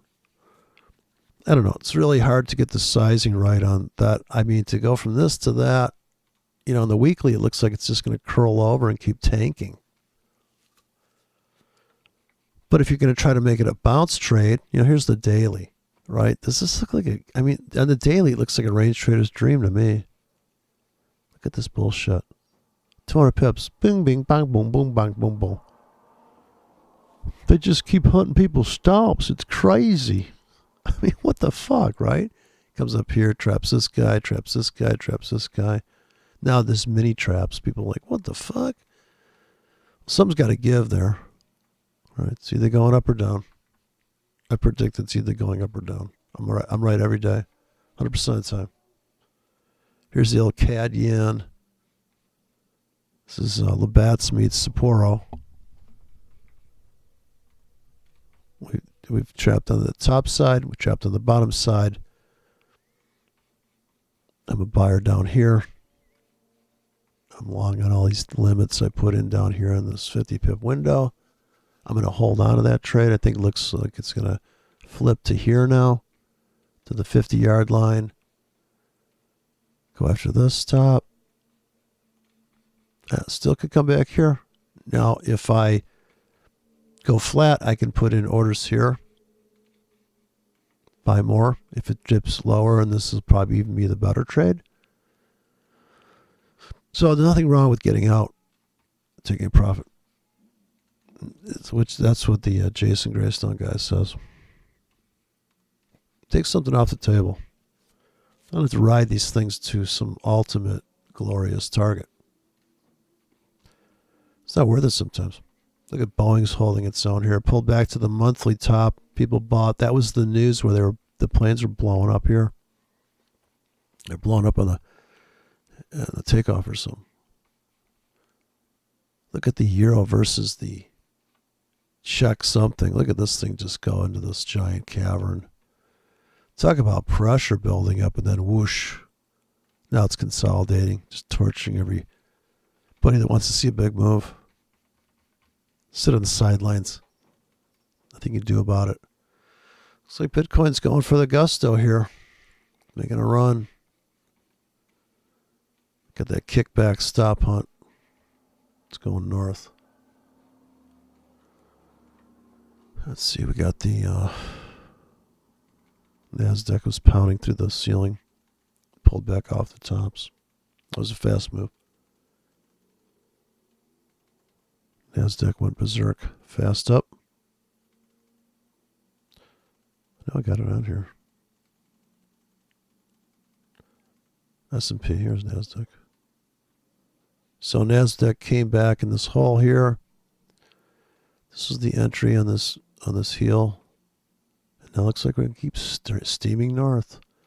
Pretty vicious move here on that historical breakout.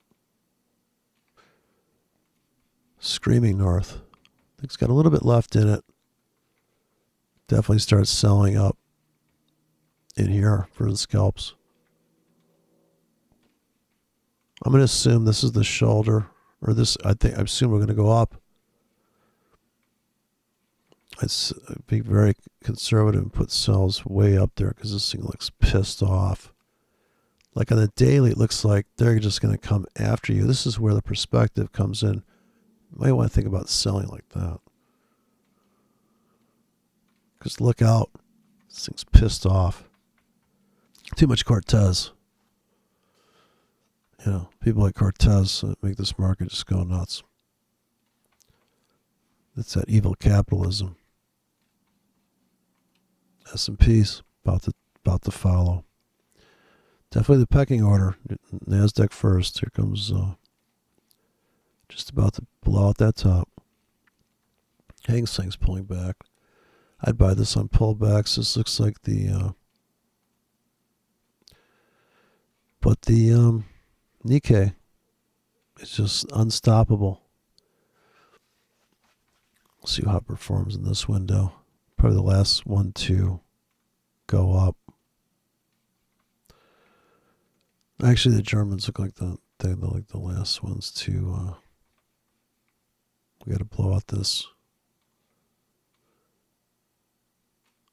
So it's an old high. It's almost 2 years old, that high, but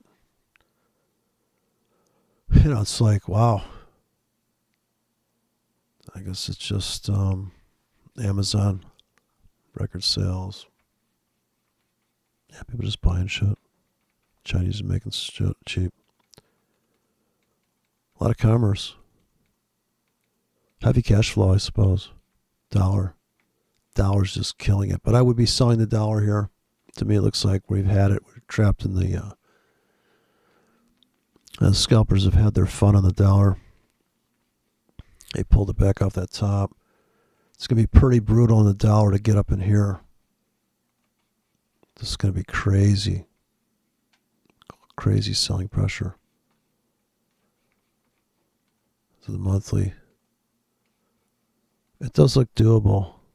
The weekly, it's like unstoppable. It's going to be poking up there. The monthly gives you a little pause, like, oh boy. Looks a lot like the stock market. So yeah, very strong dollar. Just brutal strong. I don't think it means too much for the euro to the dollar though. I think everything's got its own, even the British pound. That's why I think we still go lower here. The dollar's going up, supposedly. But I think everybody's had their scalp in here. The guppy looks doomed. Like it's just going to keep falling into this abyss a little bit. So, euro dollar, major buy down here today. You just had to put the orders in, unfortunately. Nothing you could do about that. They went after the lows of the previous day. You had to buy this one. I'd stay in until it gets to the floor. Your only chance to sell this was kind of like, well, see, these are scalps to me. Pokes in on that 4 hour and then bam. And then I start buying at the 50 all the way to the 100. I don't get filled on the 100 though. Buying all the way down here. And then I want to get out on everything here at this pivot. So here's the pivot before the crush. Where this bottom does become a top. Then one more crush down. So if you did buy into this hole, you knew you had to get out where the sellers are getting out. You'd have to see this exit here before you got in. So you knew when it was up. So it's a high probability trade. It's only a few pips. And then is it better to sell here at the trend line and say, okay. Or is it better to space buy limits in here and say, okay, you know what, some of these are going to be good trades because we're going to get this move. And if we do buy at the market, while we see this, we get a chance to see this on the 4 hour. We try to, every 4 hour, take a look at the market. You can set an alarm or something. And you built this position down here, and this is the juiciest buy, and I'm sure the tick chart looked insane right here on that final sell-off. We'll assume this is the shoulder and this is the head, but we were wrong, but it's okay because we're still going to buy that. And we're going to assume this is the shoulder and this is the head. We want to buy more of that head. We assume that this was a shoulder and this is head. That doesn't sound good. But you are buying that. Because what else is your other choice on limits? You're going to put them out there in advance.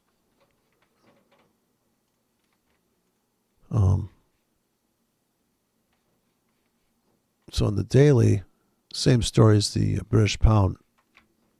Totally going to hell.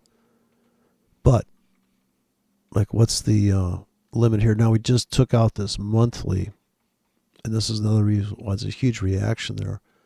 If you look at that area, on the daily, it's just, on the 4 hour, it's quite dramatic. But that's because you took out this, like, almost 2-year low. There's still this low to go after. Way down here, it's quite a ways away. So right now, it's in the buying zone again. So this is the big pivot, kind of trap. But now it looks like this is a possible price. Now, in context, I'm going to go to the daily and say, okay, if that's true, then maybe we got to get to here. Enough sellers come in, and they're going to go after that. So do I sell here? Do I buy for a ride to there? Okay, on the 4 hour chart, it's easy for me on the 4 hour chart. I'm just going to put orders in here to buy and up here to sell for the moment. You know, until things change, I can always delete these buy limits. In other words, you're actually backing out of your trade plan. So you're breaking a rule called plan your trade, trade your plan. But there's no harm in getting out. People take trades off all the time. They're like, nah, doesn't look good. So admitting you're wrong in one decision, as opposed to stubbornly forging ahead and placing every idea you have out there and just saying, no, I'm just going to do everything. Well, it depends your comfort level of trading in that style. It's a bottomless pit of style and expression as far as which market you're going to trade. Are you going to get on stops? Are you going to wait for Asia? Are you going to wait for the market to make a big drama move in the news and have a big wide stop and go, oh, yeah, I like this. The way that it just paused there, I'm just going to get it now. And maybe that's part of a whole larger scheme that you want to buy down there, but you probably want to scalp down there too. And if there's a big battle, maybe it's worth having enough dry powder to scalp around a swing. And you have to make it okay to have your own style, because if you just went with a moving average crossover system and said, oh, I'm going to do that, okay, maybe you're happy with that.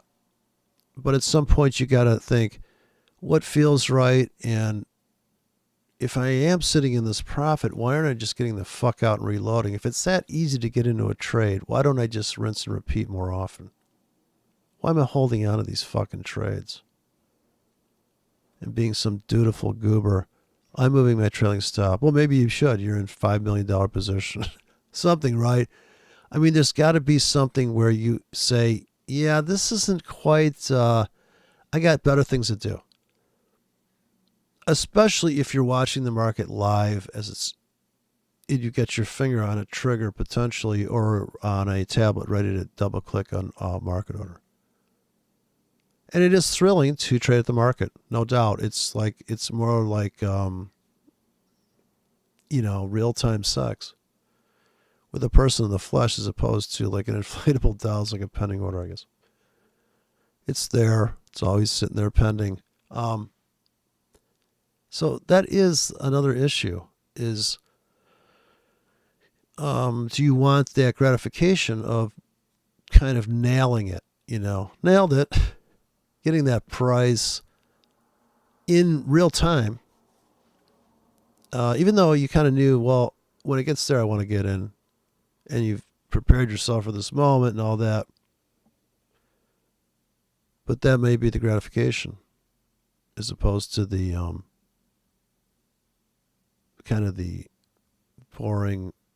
Well, the facts of life is that if it goes down, if you get a better price, you'd probably want to get it.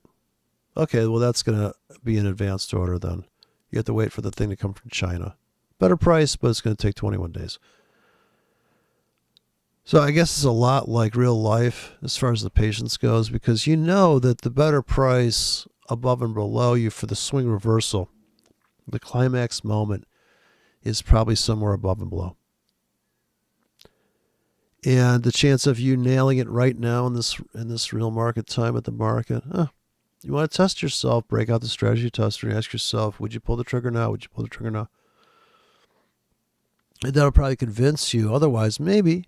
But if you get a good feel for that, and you do play back the 5-minute chart fastly, or you play back the 5-minute chart in real time, and you ask yourself, can I trade this? Do I have a trade plan for the 5-minute chart? Well, I don't have to change time frames. I can scrunch it down and find the mini auctions in there. And how big do I have to trade on that to make it worth my while? Should I just trade a 10K and hold it for a week? Or should I trade 100K and hold it for an hour?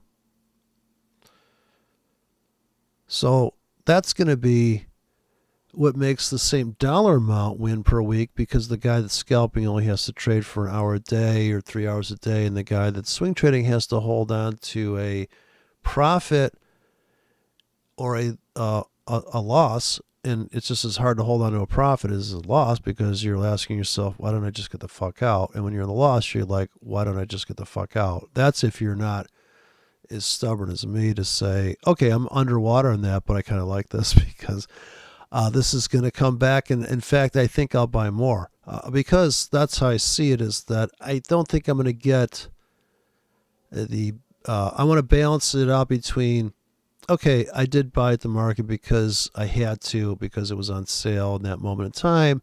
And at the end of the hour, I told myself, if it's down really big, I'm going to buy. And I know that trade plan very well. It's really down a lot of pips in 4 hours. I got to buy it. It's almost a gimme, a no-brainer trade.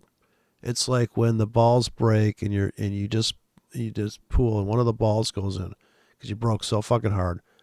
And now you can run the table a little bit for a couple shots, right? If you got the balls are near the pockets, but that doesn't always happen. So sometimes the break's kind of bullshit, and it's the most struggling wave 4. This is wave 4 consolidation. There's no difference in cards, I'm sure. Cards you're gonna get a run. Then every hand from there is just a clusterfuck. Things go in streaks. Just kind of, because it's not a perfect linear world of A, B, A, B, A, B. You know, it's not the yin yang. Yin yang is a utopian dream. Sometimes things are offset for a long time and there is no justice. There is no reconciliation. There's no healing. And these markets can go on for, just for years in one direction. I mean, from a zoomed out view. Even though it's a zigzag ride and somebody's making money on the zigzags, on the ranging, on the way to the final destination. But the final destination seems to be how people do trade. You know, when they think of a signal service, they think of, well, give me a fucking trade that makes sense fundamentally, and I've got a good setup and I got a good entry, and just look at the fucking trade going here, for God's sakes. Well, I mean, the markets are just too sporadically hostile and unhostile. So it goes from, do you have a good hostile trade, a good volatility trade? Do you have a good chaos trade? Do you have a good, or are your trades just like, well, we just have a goober entry here. We're just going to be goobers, and we're not going to take advantage of some of the, I wouldn't say riskier, but some of the more kind of what do you call it? When you go to the racetrack, it's got like the odds are just whacked out. But if it does hit, it's the outlier, the black swan. These are the trades that really are going to be like, wow, that's fucking insane. And this is a trade that if you're raised on indicators may be inconceivable because you're waiting to see that divergence for final confirmation. And you never get it because it's a big giant wick and it just goes into an area and it leaves. And if you're not aboard that train, if you weren't at that train station waiting patiently, tapping your foot going, when's the fucking train going to get here? And of course, the trains don't run on time in Forex, so it may get there in 4 hours or it may take 4 days or 40 hours. 2 days, So these kind of price pulses are just madness, maddeningly erratic, inconsistent. So you're trying to be consistent in an inconsistent world. So you do have to have your, okay, I go I'm a 50 pip, 100 pip stop guy. Like I said, I met this guy on Skype years ago who was saying he's making money from fundamentals, and everybody was baffled, like, dude, how are you doing that? And he says he wouldn't come forth with a stop, and finally he admitted he was using a 300 pip stop to make 600 pips, and I said, okay, I got you. You could be underwater for 100 pips going, fuck, he's probably adding to it. He's running a 300 pip stop. It's only down 100. He's going to add to that. He's going to make a ton of money. He is going to make a ton of fucking money. And the people that are on the 15-minute chart are like, are you out of your fucking mind? Can't you see it's going to go down in the next 3 hours? He's like, I don't care. And his fundamental view doesn't even have to be correct. He could just be like, I'm getting in. He's a directional trader with a 300 pip stop. Can you imagine? This guy can pretty much trade anything. Some people don't want to be down 120 pips and they're going to buy more. They're like, this is not right. Never had to a loser. It's like you got one psycho babe, you're going to get another one. You can't manage the psycho babe you're with. Yeah, but that's not the point. You don't mind the torture. The sex is good enough, right? The torture's okay. It's like she's going to go shopping again. As long as she's buying better looking clothes. Go ahead. Let us trade the currency market. Leave us alone. But yeah, that's the thing is that most of the videos you'll see on the internet are about one entry, or they may scale out of that, get in one entry. Well, there's a few people scaling in. You can search. It's pretty hard to find, but look for scaling in, scaling out strategies. I think that's the only answer. At least 3 ticket styles, market, stop, limit. Get some type of thing that feels comfortable. Because the amount of against you, the market can go as it cuts into these holes is the problem. Psychologically, even though it's an amazing winning trade because you're going in against the crowd, so to speak, for a reversal and not just a bounce. And of course, we want to scalp the bounce, but we want to ride the engulf as it totally crushes out the other side and takes out the wedge. And I remember when I first started trading, they talk about stalking the market. But this presupposes that you're going to pull the trigger and kill something. Whereas if you're building a position or you're scalping around a position, it's a long, this is where you're going to have to, it's like bullfighting. It's going to take a while. You got to get those spears in the back of the bull or it's like fishing where you have to give the fish line. That's a completely different kind of fishing than, I don't know, shooting fish with a gun. I don't know what harpooning them or whatever. Or netting them. Okay, netting fish is like a different technique of fishing than going out there. And I guess people think of that's not really fishing because it's not fair to the fish. But that's what you're doing with limit orders. You're kind of netting fish. And it's probably illegal in some areas to, that's like, this is fly fishing. No, it's a real skill. You got a fly that's alive or you got a fake fly. And people just, I remember this movie I went to see called The River Runs Through It. And it was about fly fishing. I just thought I was going to fall asleep. It was worse than golf. Good photography. Okay, it's a good fly fishing movie. The tranquility that people seek when they're fly fishing kind of reminds me of the tranquility people seek when they're swing trading, I guess. Because it's like in the forward chart. If you never change time frames, you just look at the forward chart. You're like, I get it. I think I see what's going to happen there. And then you can also just pull the trigger every 4 hours in either direction. You may not, in other words, if you start hedging, you're going to soften your wins and your losses. And you want to participate because you don't want to miss out. And this is like the guy that's getting inventory, he's selling it, and he's just kind of keeping up. He's got money locked in inventory that he's got to get off the shelves, so he has to put stuff on sale and take a loss, but he's getting rid of it and he's got cash flow. You free up your margin. It's no different in trading. You've got inventory, you got to get rid of this. Okay, that's not making a lot of money. Just get the fuck out. I think that's the reason the market does pivot at those areas, because it's like, you know what, nothing's going on. And there's people that are actually getting out of stuff. There's people that are getting stopped in the stuff. There's people that are getting taken out of the market on their money management, and that's fueling the market in that direction down. If the sell stops are getting triggered, and it is a stop hunt, that's fueling the move. But when's the hunt over? Okay, when does the stop hunt end? When it satisfies the final void. For whatever look back you're looking at. It's the idea of market profiles. You're looking back into the undercuts, looking into the market from the right side of the chart, looking down it. Turn your head sideways. What's the profile? 'Cause you're typically looking at the market head on. What if you turn it sideways and cut and cross section it? So the current price matters. Looking back, if there's, what's the biggest void left behind? And it depends how far back your market profile goes. So that's the hard thing. I don't know exactly. I'd rather just draw it in manually like this in boxes, because I can see where my tickets need to go.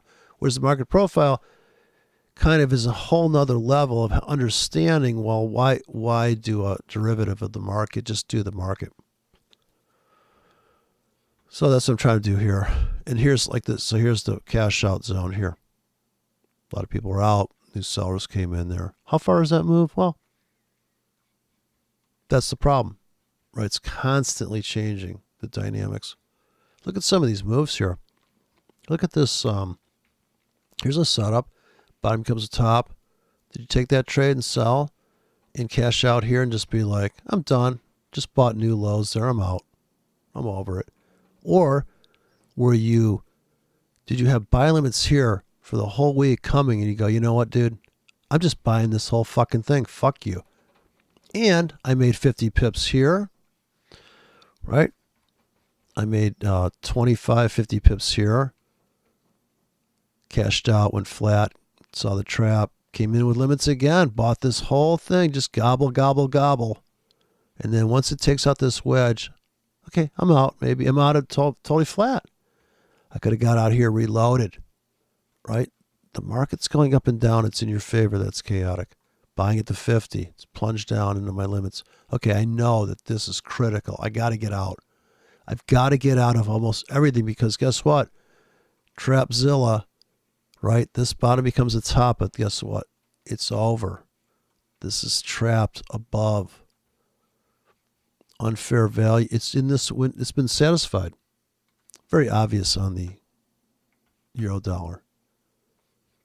Super obvious. Take out this click price.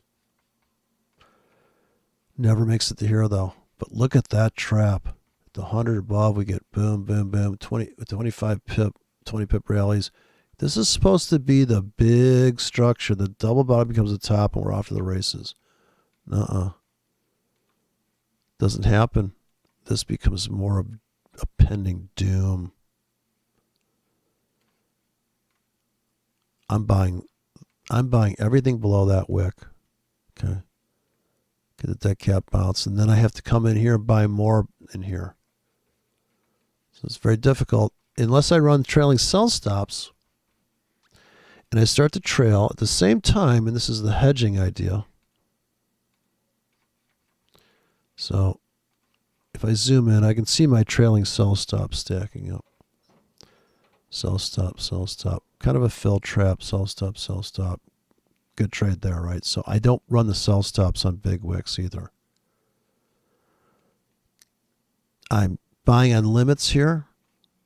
I got filled on sell stops, and maybe I did put sell limits on these rooftops here. No fill here. Every time it's going up, it's a chance to sell. Every time it's going down, it's a chance to buy. Here, even a bounce off the 100 for a few pips before just invading this hole. The last chance to board was either a sell stop trailing here or a sell limit trailing here with a tight, good ratios, risk 25 to make 50. You made that trade. 10 to make 20. All that stuff. Once again, you've already got your limits in based on this wick. Willing to put in your swing trades, your 50 and 100 pip stops. Maybe you are selling at the market here. Every rally you sell at the market with a very tight stop. The smaller the move, the tighter the stop. Sell. Big down move, buy with a wide stop. Big down move here. Kind of buy with a wide stop. And they took out your stop if it's too tight. But they filled your limit if it was just trying to capture that last gasp. So it's very difficult because this thing's constantly changing character. I mean, look at this. Look at this thing here. Just hemming and hawing all day and then bam. Accidentally put that triangle there. Pretty tough. Got to take the money and run here. Now the daily's a completely different story. Look at these amazing sweeps all the way to there. You had to wait all month for that entry, that reversal. Here, once again, you had to wait for them to take out the middle of the month. Load up here and hold on to that thing. Scalpers came in there. Then the final assault. Boom. That's at least 200 pips. The only place to buy at the market was on close on this one pullback. And unless you're going to chase this, the only justification there is you have small ranges. Okay. I think it's okay on a doji to get in with a tight stop, but not when it's screaming up like this. I'm not buying that climax. Sorry. I'm selling that with a wide stop because up hard into my target, and I have sell limits here and sell limits here. Very aggressively selling and building a short position here, scalping out of something. As we come after this, no lower highs, no lower lows in that. Completely clean. This is a little choppier. Same effect. Clean house. Here, same clean. House cleaning's over for now. Can still go lower. Buying here. Cashing out into this. Gonna sell limits. And I have to go to the 4-hour chart to see the trigger pulls on the 4 hours. So if we can go down lower, I definitely want to buy more coming into next week. But I can't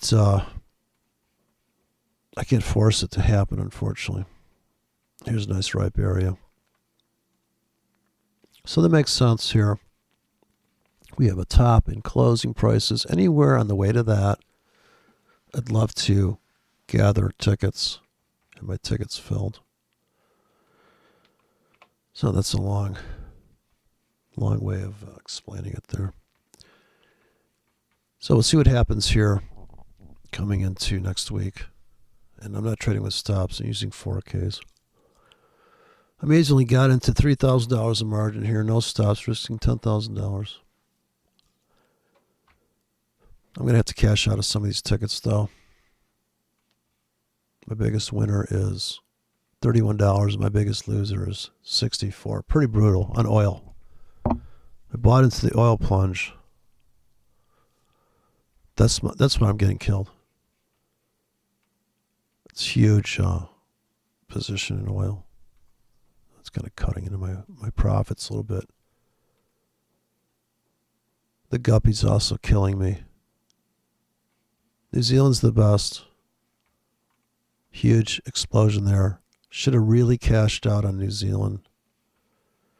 We were in the seller's window. So I can cash out of that and reload the wagon on limits. That'll be my first profit I take off this account. Never got down to this wick, but we got into that window. We went after those January levels. We were trapped into the floor. There was an amazing auction, kind of a once in a blue moon entry. As soon as we went below here, it took out the low of the year. Wow. People scalped all the way back to the low of the year on the New Zealand pound.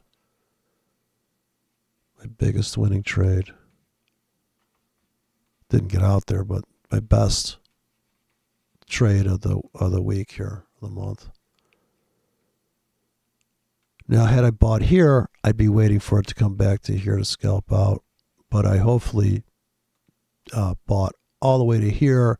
Here's where I did make money. Here's where the strategy of getting in at the market before the big move, these small bars, even the non-directional robot or person made money here. Got to think about these goober entries. Non-confirmation. Doesn't even have to be a directional trade. Sell stops, buy stops never filled, buy stop never filled. Sell stops, don't put any more trades in. After these 2 days, your risks just went up here. This kind of a scalp, kind of a trap. Eventually stopped out or something here, but here's another low. But just before the collapse, this is the impending, everybody's aware of this void. It drifts up, and this is all you need. This is the whole setup right here. It's also a doji. Double doji, collapse all. Buy at the market, hold. Do not buy at the market, do not buy at the market. So you're holding, and you're also getting filled on limits, hopefully, because you could see this low on the daily, and you said, oh yeah, I got limits here. I'm just waiting for it to come after me. Bring it. Now, that to me, that is set it and forget it trading. It doesn't get any better than that. It gets bad. Only see here, same thing. Set it and forget it. You bought this, but did you take your 50 pips? Did you take your 20 pips? Did you take your 20 pips or your 50 pips off the table? You could have kept milking this area for new lows, but you got to take them. It's a daily. And then you got to be aware of this drift. Also, they're trapping here. Nothing's happening. Maybe you're selling every rally. Here's a bottom, become a top. Perfect structure, sell at the market. Not a bad trade. Not quite a bottom, become a top, but kinda. Got this impending doom here. Bam. That's fulfilled. Now the question is, did the sellers come back in? Do we range? Are we going to tighten up and then cut into here and then come after this? Is that the plan for the rest of the year? Go to the weekly. Certainly crazy on the weekly there. The monthly, wow. Like double bottom. But now it looks bearish to me on the monthly. Like, wow, there's just really nothing. Once you take this out, see ya. That'd be the end of the world for the New Zealand dollar. The abyss here is pretty brutal. Going down there. Wow. This triple bottoms became a double top perfectly. Not perfectly, but, to definitely turn around there. So it's ranging. I mean, you got to be good at range trading. Here on the weekly, it looks like a nice range buy. It's going to take a hell of a time to get to this window if we ever make it. More likely, we're going to maybe drip down. Depends how long you're in these trades. It really does. Anyways, that's my weekly wrap up with the only trading video you will ever need.